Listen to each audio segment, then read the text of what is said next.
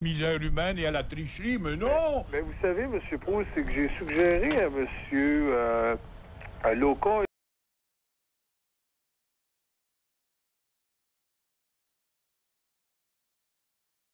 et Mademoiselle... Un livreur de courrier, un facteur, qui en a ras-le-bol.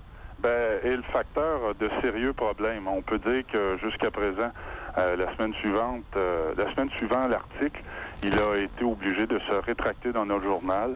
Il est même transféré dans un autre secteur dans la région de Montréal. Pourquoi? Parce qu'il y a trop parlé? Effectivement. Mais qui s'est plaint contre le facteur? Il a fait son devoir? C'est contre... bon, le facteur, lui, est régi selon la reine ou selon le Commonwealth, je ne sais pas trop quoi. Là. En tout cas, il fallait qu'il garde le serment professionnel. Ouais. Et c'est pour cette raison-là. Ouais. On nous a dit que son syndicat l'avait peu appuyé dans ce dossier-là. Là, puis, Quelle connivence! En un mot, il doit fermer sa gueule sur le gaspillage et la dilapidation des fonds publics. C'est à peu près ça. Ben, c'est exactement. Je peux vous donner une anecdote, M. Proulx. Avant d'être journaliste au Mirabel, j'étais emballeur dans un supermarché. Puis, le premier du mois, ben, on allait livrer, hein. C'était bien le cas. Et il y avait deux catégories à ce moment-là de cités sociaux. Il y avait les gens où est-ce qu'on arrivait avec les commandes, avec les livraisons, et les jeunes sautaient sur le panier. Et il y avait l'autre famille où est-ce que dans des logements à prix modique, bien, il y avait une porte sur deux qui était ouverte à 20 en bas de zéro, la fenêtre était ouverte, on chauffait dehors, il n'y avait pas de problème de ce côté-là. Ça, c'est des choses aussi qu'on n'a pas rapportées. Oui, mais il ne faut pas en parler. Ça, ce sont des menteries, vont vous dire, les petits communards. Et là, si le conseil de presse vous poursuit ou vous dit, Monsieur Loca, vous êtes l'objet d'une enquête, est-ce que vous pouvez répliquer au moins que j'avais donné la chance à ces gens-là de se défendre dans votre journal?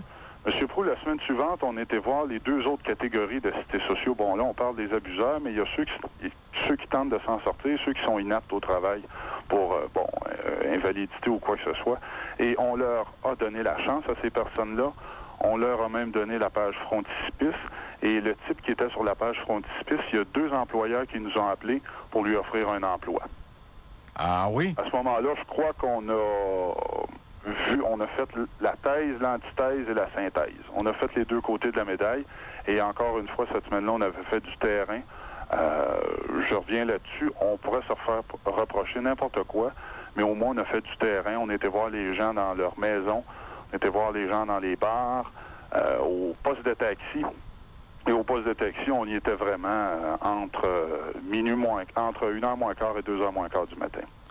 Ben, Monsieur Loca, merci beaucoup et félicitations pour cette enquête et j'espère que vous allez y revenir et ne lâchez pas et je ne crois pas que le conseil de presse puisse porter une grosse plainte contre vous, étant donné que j'avais fait part justement des deux tendances.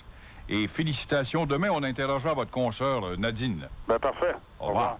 C'était Mathieu Loca, un journaliste au journal de Mirabel. J'en parlais vendredi. Il nous en a sorti des cuites et des pas vertes, justement dans son hebdomadaire, où on voit bien que une forte proportion de BS, je ne dis pas tous, une forte proportion de BS, je dis bien, mon cher petit Denis Langevin de la Pointe-Saint-Charles, pas tous, profitent évidemment du système des taxis et le 1er du mois, c'est véritablement la fête. Monsieur Forgette de l'usine du General Motors, le grand ami de Momo. Momo qui mange maintenant de la viande de chat, monsieur Forgette. Vous êtes allé manger du chat chez Momo, je l'ai su. Oui, Saint-Jérôme, où 20% de la population se trouve sur le BS, d'après une chronique de Mirabel, ça ne peut être plus juste. J'ai bien aimé cette entrevue de me dire, M. Forgette, on n'a qu'à passer au centre-ville de Saint-Jérôme pour voir nombre de commerces en faillite. Je vous rappelle, M. Forgette, qui est l'ami de Momo, qui lui n'est pas un BS. Votre Momo national n'est plus un vendeur de meubles maintenant, mais un vendeur de montres. Un homme qui veut se mettre à l'heure, quoi.